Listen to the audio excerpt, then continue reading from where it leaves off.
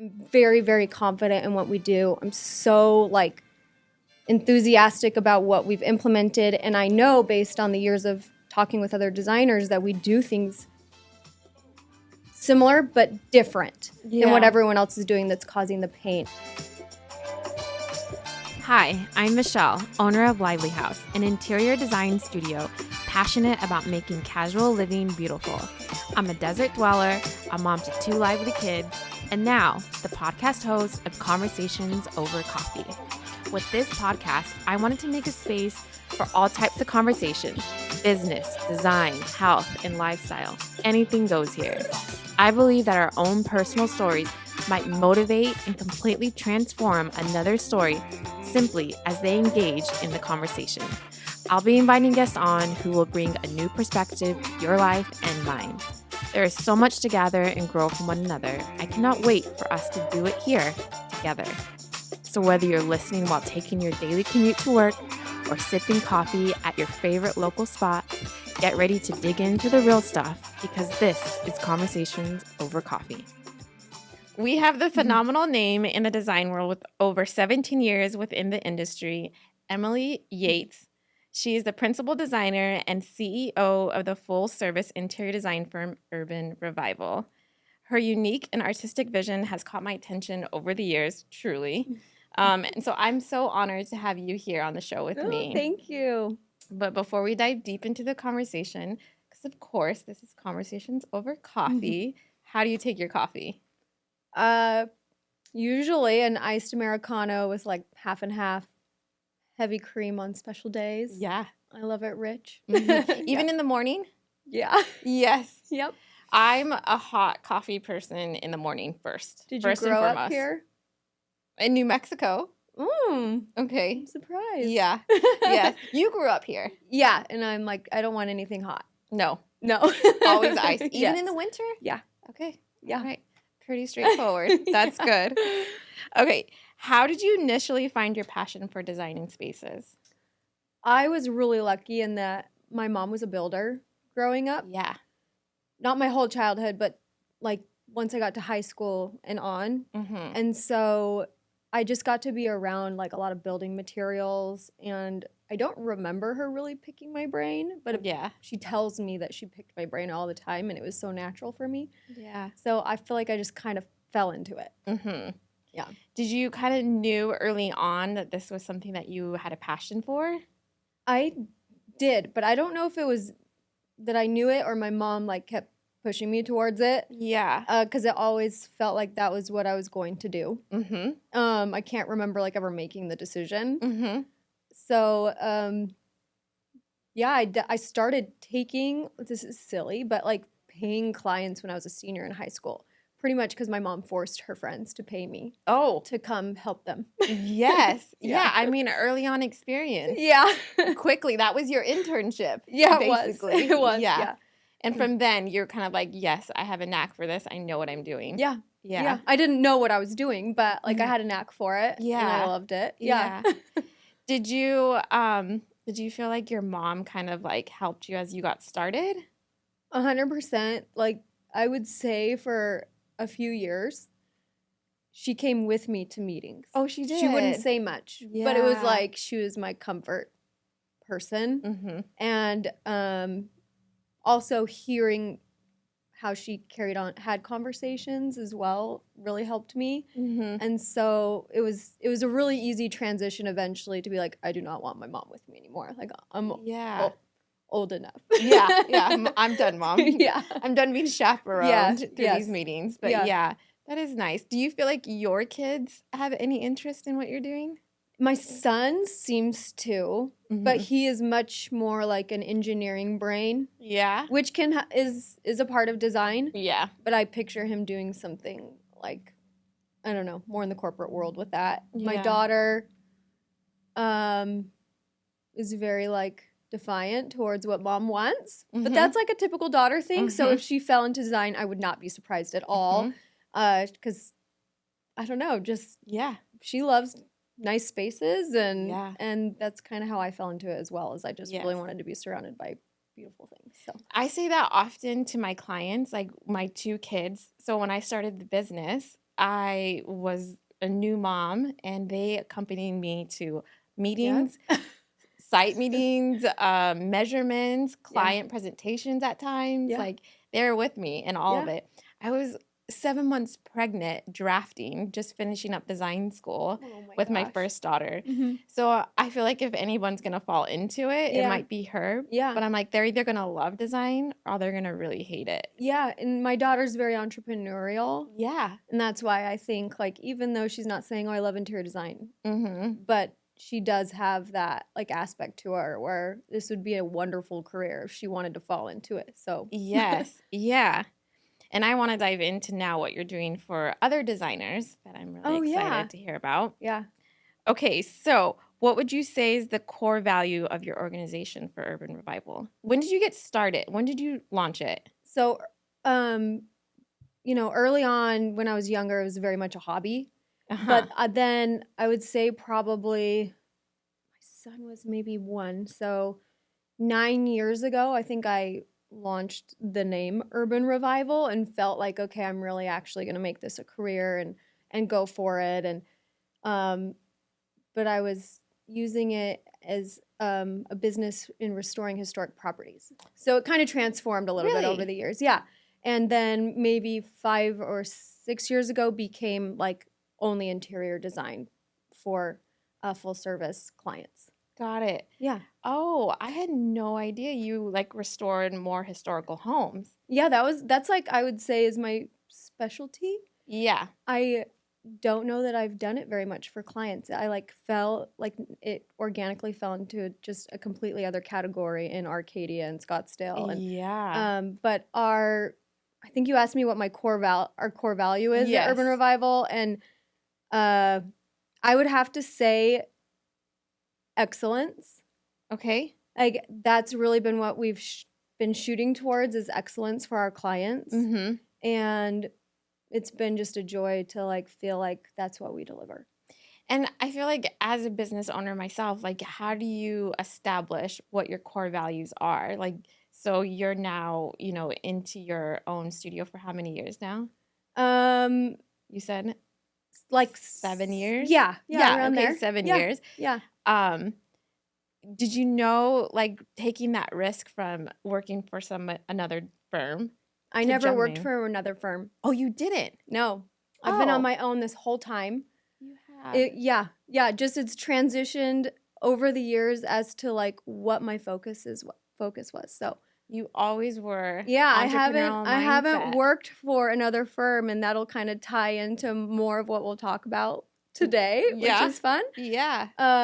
So you've navigated your own path, not really having any prior experience in it. Yep. And you've kind of paved the way. Yeah. That is so inspiring. I think like the 17 years being in the industry, but then feeling like it's only been the last 7 or 8 years where I've been doing what I do now. Yeah. Is like, and it has been a very interesting path. Yeah. Did you feel like that was like a organic transition for you? Yeah. It's when a lot of designers ask me like, hey, I want to be doing what you're doing. How did you get there? I'm like, well, let me tell you some stories. Like they then like are so like, okay, wait, I don't know. I don't know that that's the path I want to take. And that's okay. Like there are so many ways to get to where I am now, but it's been a very interesting journey getting here. Yeah, because you shared with me in a prior conversation that we've had, you used to flip homes on your own. Yeah. And you would actually do the work. Yeah, I think if you looked at like my website and my Instagram now, you'd have zero idea. But if you go back 10 years, like you will see me doing all of the labor myself. I was too poor to hire anyone, and I didn't want it to stop me. So yeah. I like went back and reflected on that comment that you made, and I was like, go you. You're like superwoman on that, because it's intimidating. Yeah. As designers, we work hand in hand with awesome, talented tradesmen to go and try to do their job for us. I'm like, God, no way. It's embarrassing. Like probably that's why I don't ever talk about it. It's like when you look back on it, it was embarrassing. Yeah. But I'm really proud that it got me where I am. So, okay, so now fast forward 7 years. Yeah. You're doing something really exciting now for our industry. Yeah. You recently launched the business edit class. Yeah. So talk me through that. It took me way too long to get where I am. And that was always very frustrating for me. Yeah. In that I didn't have a mentor. I didn't work for anybody else. I was very, very intimidated by, I think, the designers that were doing what I wanted to do. And I thought, well, if I want to do what they're doing, I need to go back to school. Like, I'm a college dropout. Yep. And so I wanted to go back to school, but I had these 2 little kids. I had all of these other things going on, and that wasn't really like an option for me to go back to school. And so I just really did things I figured out things myself through the years, and I've tried everything. What worked, what didn't work. Yeah. And I have a really big network of other design friends, and we would always get together and chat and what's working, what's not working. And I finally got to a place about 3 years ago where I felt like my business and my clients were what I had been looking for. But I was done, like, living just, like, with my head down and working with my head down and, like, slowly changing and having slow growth. I was done, and I was, like, ready to launch. And so I hired, like, so many wonderful consultants and coaches and, like, people who specialized in what I wanted to improve in my business. Yeah. And I invested a lot, and I did, like, take off. The growth took off. And I'm now to a point where I'm very, very confident in what we do. I'm so, like, enthusiastic about what we've implemented, and I know based on the years of talking with other designers that we do things similar but different than what everyone else is doing that's causing the pain. And so, like, the pain in the industry. And I think for that is because no one teaches you how to run a business when you're in design school. Right? Like, when you take these classes or when you get into the business, you're taking on these clients because you have a talent and you have a service to provide, and we do that to our best ability, passionately, right? Yeah. But then there's that whole other aspect of running a business that nobody tells you about how to run properly. Yeah, I think, like, I like to say anyone can pick out pretty things. I know that's not totally true, but most designers can pick out pretty things. But being able to run things efficiently and make profit at the end of the day is a completely different story. Oof. And I felt like, you know, hiring these people and making the changes I wanted to make has been life-changing for me and my business and my employees, so much so that, you know, I don't want people to have to go through 17 years of trial and error on every level to get to where I am. And it's a very straightforward process in how we do things. And so I thought, like, I didn't have a mentor, and I love people. I like teaching. And I've always, through the years, had girls come approach me about how I got into the design industry, and mine was pretty unconventional, and not everyone can duplicate what I did. And so but I now have something that I can actually give them to implement. So we developed this whole program that was about teaching designers how to do wholesale furniture and do it well. And it really, like, took on a life of its own after that. Okay. I felt like I could teach girls how to do this, but I'm like, if I'm going to teach them how to do this, I might as well start from the beginning and how I run an entire project, whether it's a remodel, a new build, or just full home furnishing. So I created an entire structure. I didn't have to even create it. It's just what I've been doing, and put it in a nice little format so that other designers can take it and implement it immediately. And it's very straightforward. So I created this program, and I've been taking designers to the furniture markets in groups. And showing them. Well, tell us, what is the furniture market? For those that don't know. So if you're not doing wholesale furniture yet, it's likely because you're too intimidated and think you're not qualified enough, or maybe far enough into your business to think that you're ready to take that step. And I think that was the biggest mistake I made throughout the years, was feeling those things and not taking, you know, the dive and going to the furniture market. And there's one in Vegas, Dallas, Atlanta, and, New York, North Carolina, like they're all over. But I finally went and discovered what it was. And it's basically where you go meet vendors and create relationships with them and discover their product and learn about their product so that you can then go back and sell it. And it's not just a one-day thing. It is overwhelmingly amazing. It's amazing. You could spend days and days there. But now we've got it down where we can go in and out in one day because we know exactly what we're going to go see. Yeah. Or where we're not able to make money in a certain area. And so we go specifically for those things. But yeah, it's very overwhelming for a new designer. And even experienced designers tell me they go to market and they see cool things, but then they come home and they're not really sure how it benefited them. Right. And so that's a really big aspect of me taking these designers is I could teach them all these things here at home locally, but going to the market and seeing how to do it effectively is a completely different story. So, yeah, I agree. You mentioned one thing though about you teach designers also how to smartly make a profit. Yeah. You know what popped into my head was like we're in a luxury market already, and how we we don't do this for free. Yeah. We do make a living off of it. Already being in the luxury market, do you feel like there's shame that we carry in as designers? I say we. Yeah. In making a profit on our projects, like that's like kind of like a hiccup I know that I've had to overcome personally. Yeah, I did too. Do you find that as well? Yeah, I definitely had to overcome that as well. And I think But why?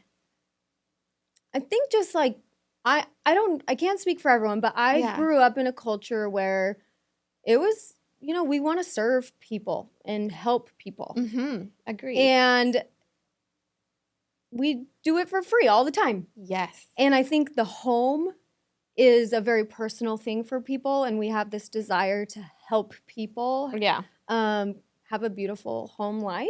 And so sometimes we bend over backwards to help people have that. Yes. While putting ourselves at risk and our family at risk and spending time away from our family. So it's kind of this mind shift that I really like to walk people through on how to stop thinking like that and realize that your clients are hiring a luxury service.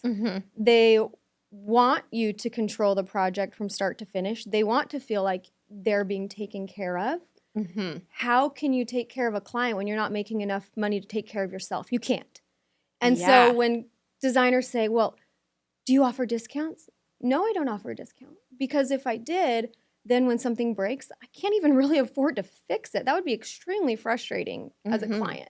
And so just walking them through those scenarios of how charging what it takes so that when something does go wrong, you can take care of your client is a much better way to live, take care of yourself, take care of your family, and feel really good about the relationship you have with your client. Yeah. And I think when you offer discounts, that's just really, really hard to do. I feel like that's probably, and I can't speak for every designer, but one of the number one humps to get over is knowing that I can't just extend. I need to make a profit off this project, and feeling like that is really sometimes hard to disclose, or how do you properly do it? This is a business. Yeah, at the end of the day, it's a business. I'm doing this for a living while I'm passionate about it. Yeah. Bills need to get paid. Overhead needs to get paid. I need to provide you a luxury service, and I can't do that if we're not making. Yeah. And that's hard. I think it's hard until you have had the conversation a few times and it can roll off your tongue. Yeah. But when you get a little bit nervous and you get caught up when someone says, do I get your trade discount? And you have to say, no. Right. That you don't want to be like, no, you don't get my trade discount. You have to know how to say it and how to help them see the benefit to it. And yes, there's the key. All of these things benefit them. Yeah. So being able to just help them see that full picture has really helped anyone who's asked me those questions see that that is what they want. Right. Because I think you don't want to, for me, I just didn't want to not be helpful. And if it's a budget conscious project, like you are like, I guess I'll bend over backwards to do what I need to do to get this project done. When I've learned now, those projects are so time consuming and they suck a lot of your time out from actually going and making a profit on another project. And I'm not trying to say that every project that we take on is just the profit is the only thing in mind, but it's just the reality of the business. Is I guess what I'm trying to say. And I think what's very interesting about the business edit program that I do is helping people completely change that mindset. I am not taking a project on unless I'm making good profit on it. That right there. I'm sorry, I'm not. Yes. Because anytime I have given someone too good of a deal or I haven't made money, they're not happy and I'm not happy. Why would I do that? I'm not doing it. So just having the confidence to say no when it doesn't serve you. Is a scary thing to do as a new up-and-coming designer, design studio, or maybe you've been in the design world for a long time and you still, I don't know. I don't even really ever say no. I think that's hard for people to think about, saying no. How do you say no to a project? Yes. Well, I don't ever really say no to any project. Okay. I have what I do. Okay. I have what it costs, and they can agree to it or not. Like, it's their decision to say yes or no. So I think that's also a really great thing to learn through this program, is that you don't have to say no when it's not a good fit. You can have them make the decision if it's a good fit or not. Yes. So just having the confidence in what you do, how you do it, and what it costs, that like stress is gone. And where do you feel like you've gained your confidence from in that? I think once I finally figured out how to make profit and how to keep clients happy, you realize there's really no other option. Yes. Agree. Totally. Okay. Ooh, this question. I can't wait to hear what your design. What would you feel is your design superpower, and what do you bring to the design space that no one else can? I feel like I have this insatiable desire to like go, do, see, and like my main interest in going and doing and seeing is like to file images in my brain of the things that I thought were interesting. Okay. And so like I would consider that I've been doing research for like 17 years or on. Yeah. Like every single day. Like I have already analyzed every single thing on this wall while I'm talking to you and how it was done and what was cool and what I would have done. You know, all of those things are running through my brain consistently. So I'm able to bring that to every project. And so design is second nature. Yeah. Like it's very, very easy for me to picture everything in my brain and how I want to do it and how to tell someone how to build it. Yeah. So that's my superpower, I feel like. And then I think something maybe that I bring to the design industry is that what I said? Is that I feel really, really lucky to not really compare myself to other designers. Oh, that's big. And if someone doesn't like what I do, I would love the feedback, or if they had but I don't really care. I understand that what I like is what I like. And that I get to spend every day helping people make their homes beautiful. Yeah. But I also have a strong passion for finding beauty in like the ugly. So like that translates into, I think, my art collection. Which is colorful, which is amazing, which is well put together. Colorful and dark at the same time. I don't know if you've seen all my pieces, but I think a lot of people, my mother would tell me they're ugly. Oh. Or offensive. Or like, I don't know. But I think that it's just, it's really fun. Yeah. To be able to see the beauty in things that aren't pretty by like, That's also a superpower. I don't know. I find that really fun, and that not a lot of people have the ability to see past that it's not traditionally beautiful. Yeah. Like that I'm okay if something is not traditional by our standards. And so I want to unpack that a little more, because I think there's some something really beautiful about what you just said of how you have the ability to not compare yourself to other designers when we're like inundated with so many talented designers. Mhm. How do you not sometimes? I think I really just can appreciate on every level what makes that person special. What makes that designer special. Yeah. When I find out that that potential client hired that person over me, I'm like, oh, that's cool. They do really good stuff. Like, and when they tell me that, I'm like, oh, you'll love them. Like, I can find something really wonderful about anyone. And so I think that's why I don't take it personally. I just really can see that. Did you grow up that way? Did you feel like that was something that your mom influenced you on as well? I don't know where that comes from. Not my mom. My mom, I would not say that that's my mom. She hates my art collection. So, I feel like probably, I don't know. I think through just friends. Yeah. I think the people I really like to surround myself are a little bit eccentric in their own way. And so I've been able to see kind of the beauty in that and what makes them special versus someone else. And yeah. Maybe I got my positivity from my mom, though.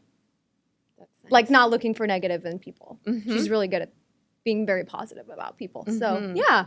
Yeah. That's from my mom. I love that. Okay. What about what do you do brings you life and energy? Okay. It's, I think just what I had already said about being able to go and travel, do, and see. Yeah. And that every aspect of my life is part of my job. Yeah. But it's a passion. It doesn't feel like a job. Like, I don't know, just going anywhere gives me energy and life and seeing interesting things and like, oh, I wouldn't have thought to do it that way. That's cool. Yeah. Things like that. Do you feel like traveling makes a huge impact on our designs? Yes. As a designer? I think 100%. Yeah. I have noticed as I've gotten more experienced how to actually take the travel and incorporate it.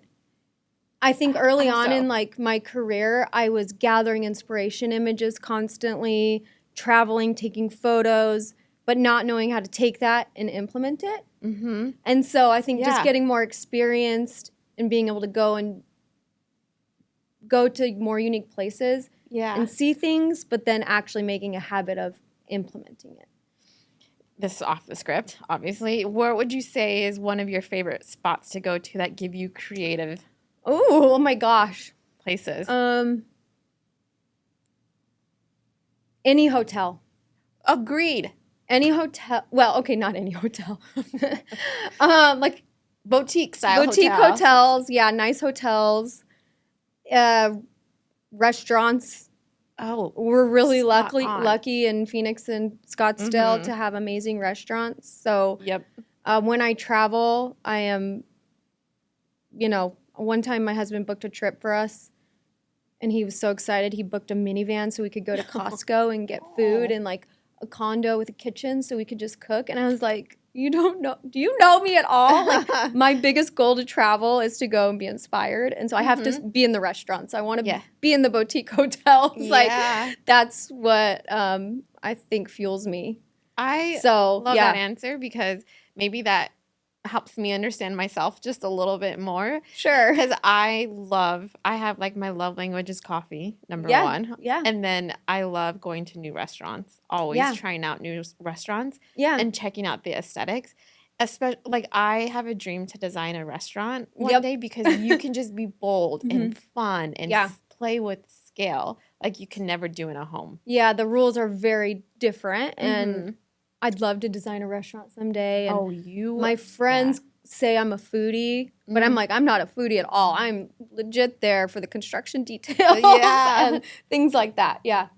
Speaking of restaurants, one fun thing I like to do is go check out the bathrooms because I think the bathrooms always have the best personalities in restaurants. Absolutely. But as soon as I sit down, I check construction, like how do they do the tile cuts? Where did they stop? Like the wallpaper, the wainscot that's in there. Yeah. I'm always like, I sit around and like look around first. Yeah, I'm like, me why too. would they stop it there? I'm just like scanning every wall and floor, like filing images in my brain. Yeah. Yes. It's fun. Okay, we went a little off script, but thanks for that. I love that answer. So obviously being, you know, a principal designer isn't just about designing. We have to steward a team and work alongside them. So how would you describe your leadership style? I had to Google this because I'm really excited I for this didn't even answer. know, but people who know me personally, I think, would not say this. But professionally, okay, I don't know. I'm systems. I'm like systems driven. Okay. I've had to hire people to help me implement a lot of systems because I'm so busy and creative and high level thinking. Yeah. That I don't necessarily spend the amount of time needed to put all the systems and processes in check, but I need it. Like Are you naturally want things that way? Yeah. Or is it something that you have to work towards? I want things that way. And it's something I have to work really hard to do. So being able to hire the people to help me do that has been wonderful because when I'm leading a team, I don't want them to they shouldn't have to rely on me. My brain is too many places. Like I need the systems and processes in place so that they can rely on those to do their job. Yes. And so I really have to do that. Yeah. And that's what I think is why I started the business, that it was like, we've got it so good. Everyone should be doing this. Yes. And so, yeah. I'm so excited for the business edit that I'm taking the class in which I'm so pumped about. But I'm so excited. As I think that is probably, again, going back to how to run a business, you don't get a school book on, but you now have this, so this is exciting. Yeah. And secondly, you don't know how to run a team. You don't you're not given the tools. Right. It's kind of all the grit as a leader.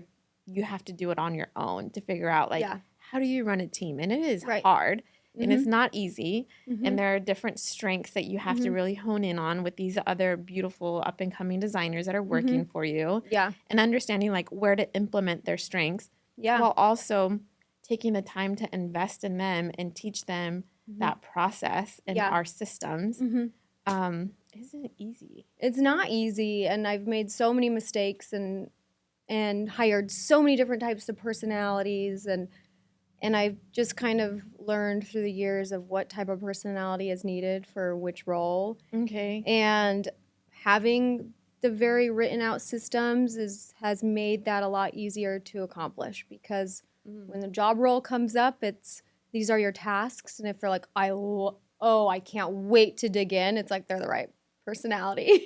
So can I pause there? Yeah. That it just brings up a great point. Do you ask those questions in your interviewing process with them? I am not great at interviews. Like, why? I hired someone 3 years ago. Okay. She was like our business operations for a long time. She was amazing. I never worked for anybody else. That's why. I have zero idea what typical interviews look like. Okay. What questions to ask. Yeah. All of those things. So when she came on the team, we hired a lot. And she had a system. And she had questions. And I sat in on those interviews. And eventually I was like, please do not make me sit in one more interview. I will die. And anyways, but I got to witness her do that. And see kind of how it helped, or maybe things I didn't see. And now I got into the Enneagram. Have you ever heard of the Enneagram? Of course. Yeah, I'm a 3. I'm a 7. Like, we did those classes with our whole team at one point in time. And now when I am looking for the right personality for a certain role, like, I go straight to that. Do you? Like, what Enneagram are you? And that tells me a lot. So even though the interview questions and things like that are important, and getting to know someone, that tells me a lot about what their strengths will be in their role and what their challenges might be in the role. I mean, that's a really great point. Like, it's hiring is not, and working closely and as many hours and details that we do. Sometimes it's like, what's your personality versus always a skill set, because you, especially within your studio, you have a really great streamlined process. Mm-hmm. So you can teach anyone that has the passion for it. Yeah. If they have the right personality. Yeah. For your team. Definitely. And if they're a certain personality that doesn't like authority or things like that, it's like, I'm naturally going to have the authority. So kind of I've been able to steer the right direction by that. Like my current business operations gal is the exact same personality as my last one. Like that worked so great. Yeah. It was like as soon as I kind of knew I needed someone else, she had to go another way. Like I was like, I want the exact same personality. And so like during kind of the conversations about what the role was, when she would say certain things, I'm like, oh, that's exactly what Meredith would say. No. Perfect. Yeah. Things like that. Yeah. Gosh, wait, I had another great point. When did you know when to scale with your team? Because that's always risky too. When you're doing it on your own. That was really hard. Yeah. And it was funny. I feel like it changed from one day to the next like this. Oh, really? Yeah, like I had always had kind of like employees that were like 10 hours a week, 15 hours a week. Like I was really like watching the money and nervous to take on the risk and things like that. And then as soon as I had really nailed down what was working and not working and I was like ready to take off, I knew I had decided I don't care if I don't take a penny home this year. I am like on a freight train and I'm going where I want to go and I'm not going slowly. And so when I had made that decision to take the risk and fully invest and I was in a position to do so, I'm very lucky. Like it was really easy to go and commit and just say, I am okay committing. I am okay if I don't take home any money because this is where I want to go. Things fell into place. Yeah. And I got to take home plenty that year. I was going to say, when you brought on a team, did you feel like you just were capable of so much more? Absolutely. So much more. Yeah. So much. They had great experience to share. They had, a lot of things that they had done with other employers that worked or didn't work. Like it was a very great way to learn from everybody and like just keep that, growth going. Yeah. Yeah. It's like step one. Well, first you have the talent because it's naturally in us and then we just hone in on that experience. Yeah. Then step two is like refining your design process. Yeah. Your systems and process. Getting over the hump of like, okay, I have to make a profit to pay things, to make the living. I think hiring people helps you cross that hump of I have to make money. Yeah. I've got other mouths to feed now. This is no longer this hobby, this cute little hobby that people think it is. Like, this is legit. Yeah. Good point. And then that's whenever I feel like once you have a really established, robust team and your process is running smoothly, like growth just seems like it explodes. Yeah, I actually had a very unique experience with creating a team. Okay. That is unconventional. So when I had decided that year I was ready to go and I didn't care if I didn't take home any money, one of my clients had approached me, this Meredith I had mentioned, who ran my operations for like 3 years. Yeah. She was a client. She approached me. She wanted to leave her job and she was in systems and processes. And she was like, I see growth opportunity in your business. I was like, me too, girlfriend. Yeah. So we kind of sat down. I'm like, I don't know if I can afford your salary, but like, let's try it. Like, let's go for it. And she was in a position to say, okay, let's do it. And she came on, and I think, like, honestly, within 2 weeks, I had been diagnosed with a brain tumor, and I needed brain surgery, like, immediately.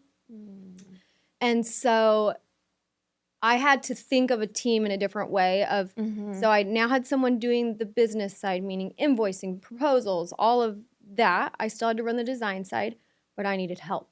So I hired pretty much at the same time as I hired Meredith, a designer to come on part-time.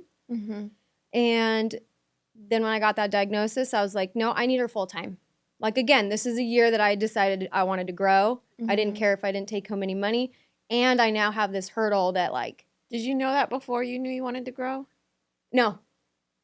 I think it was like January of 2020 was when I had committed. I had a good year the year before, and I was like, this is it. Like, we're going. Yeah. Like, I'm ready to invest. Mhm. And that was January, and then May. So it was like 5 months later. Mhm. I had already hired the people, like the coaches I wanted to go meet with in Chicago, and the consultants. I had hired those and You were scheduled those, diving and in. I was going. Yeah. Like I was committed. going.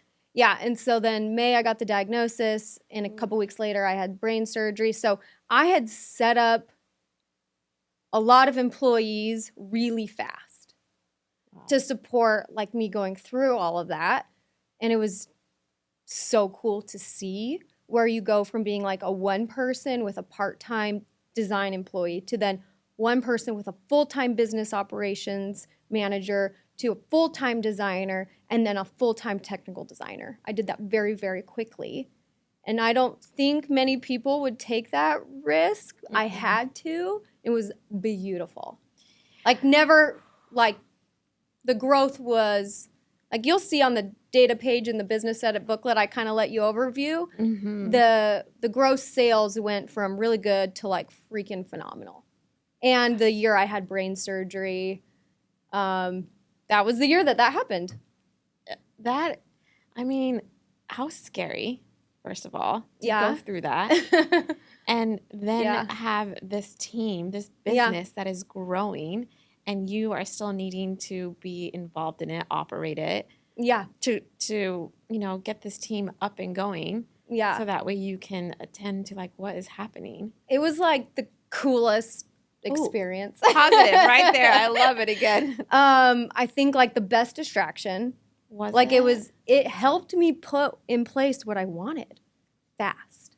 Like you were like, I have no other options. Like like who else gets that opportunity to like say I don't have a choice anymore. I'm doing it and to then do it and watch it all play out. Like couldn't have asked for anything more, especially for that year. And then the years to come was radiation, chemo, and they've been the best years. Yeah. So, yeah. I did not know that about you. Really? I don't think we really haven't brought it up. No, we didn't. We went straight business talk all the way around. Because it's easy to do with you. Because you are so business minded. Yeah, I love the business side. I think it's what I love so much. Because I'm so business oriented as well. I find it to be fascinating. Me too. Yeah. And I can't wait to take your class so that I can refine my own studio. Because we can always use some refinement. Always, we all can. Yeah. Yeah, but I love so much that you're just so honest. You're so genuine. And you would never expect that you went through that hurdle and still ran a successful business.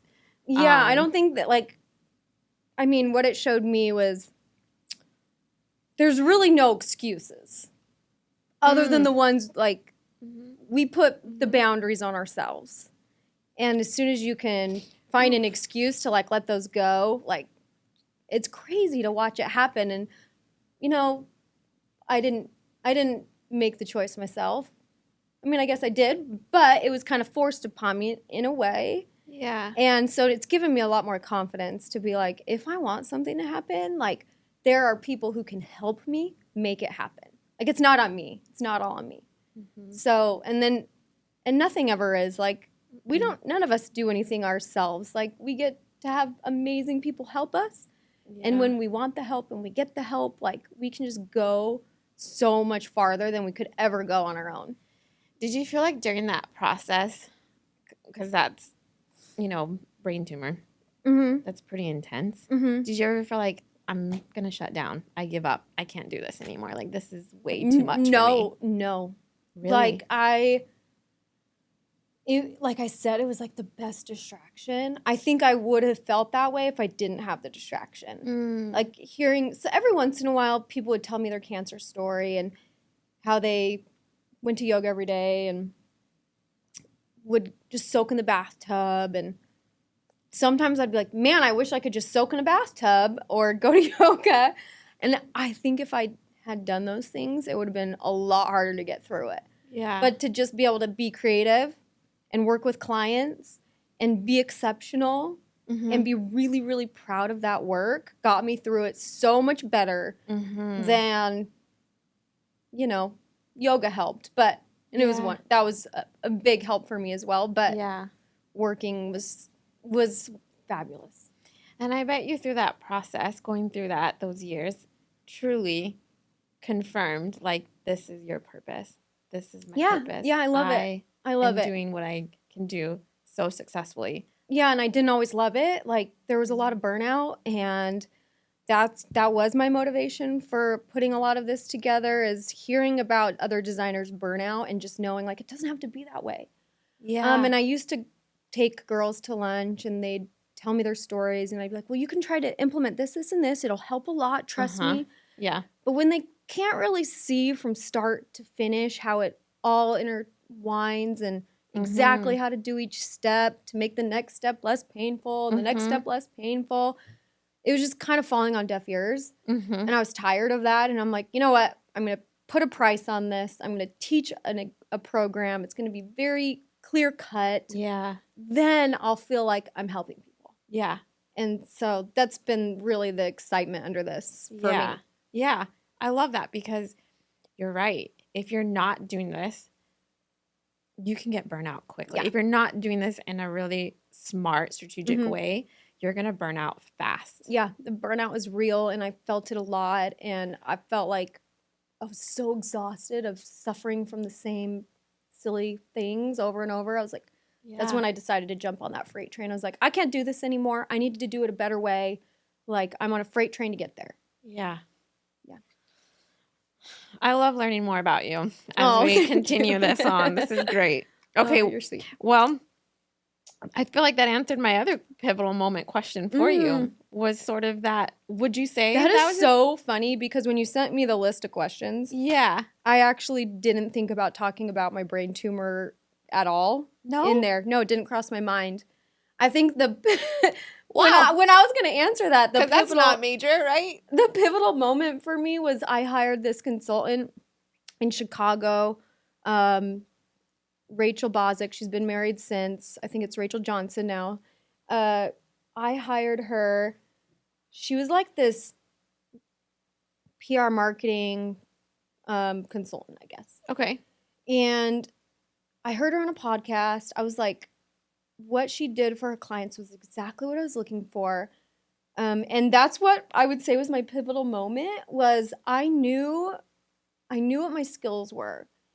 I knew what I could deliver, but I didn't feel like I was quite getting those jobs. And I knew she could help me get there. And so when I met with her, like, she just opened my eyes up to this whole new world that I didn't know how to step into, and I didn't know how to market myself in that way. And just spending those few days with her was a very pivotal moment for me. And that's why, like, I'm all about, if you can't do it yourself, go find someone who can do it. Yeah. Because we all have our unique abilities. And so I love going and finding those people, because it's always been a pivotal moment for me, is getting someone else's expertise in what they do and being able to incorporate it into my business. I think first it's like that drive of like, okay, I want to be in that space. Yeah. I don't know how to get there. But I'm resourceful enough to figure out like who can help me navigate to get there. Yeah. Because I'm going. Yeah, I'm going. I'm going. Yeah. Somebody, like, I'm not afraid to ask for help. How do we get there? And, because I'm seeing myself there. I love that. Okay, what impact do you and your team seek to leave on your clients? I feel like you sort of answered this, but I wanted to hear more. My favorite thing a client can ever tell me is that what they ended up with is very different from what they thought they wanted. And they're so happy that they listened and had faith, like trusted the process and trusted me and did it, because every day they walk in, they're surprised and like delighted. Like, just it wasn't predictable. It's still a little bit shocking to their brain. Yeah. And I love when I feel that way. Like when something kind of shocks my brain, it's a memory for me and I'll never forget it. So being able to provide that for them in their own home, to be like, it's their personality. It's what they had asked for but it looks different than what they thought it was going to look like. Yeah. And so it's like speaking to them on a different level. Yeah. And like that's what I always strive for. Okay, I have 2 questions to end our conversation. Sure. Off script. Okay. They just came to me. Okay. And I'm excited to hear your answers on these. Okay. 1, what if you can go back and change any of your process or any of your experience, what would you change? Okay. And 2, when you leave this industry, what do you want to be known for? Oh my gosh. Okay, first, what would I do differently? Yeah. I used to think I would have finished school. Mm-hmm. I wouldn't have dropped out. I don't think I think that anymore. Yeah. I think now I would have not let anything intimidate me. I would have gone to the furniture market the first year. That is my biggest regret. Okay. I don't even think I knew about furniture market my first year, but not going sooner. Okay. And then the second question you asked is, when I leave this industry, what will I hope people remember me for? I really hope that I can inspire people to buy more art. I love that. I hope people remember that about me, and that why? I don't know. I think my like biggest draw to art is that it's something I can't do. Oh, yeah. Like I feel like if there's something out there, I can go figure out how to do it. Mm-hmm. That's one thing. Like, I guess my job is a form of art. Yes. But I'm obsessed with oil paintings. Are you? And I cannot do it, and so I get to just appreciate it.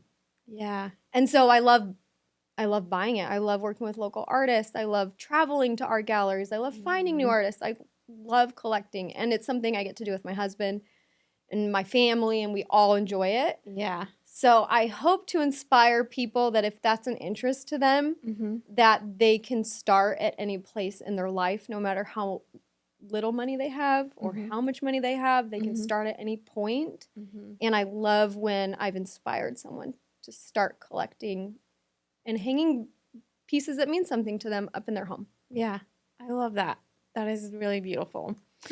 Okay, so the business edit, if they're an interior designer, where could they go sign up? Where could we go find, I want to take this class. I want Emily to be my mentor. Yeah, so on our website, you can submit an inquiry. On Instagram, send a DM. Yeah. This is a very new business. Yeah.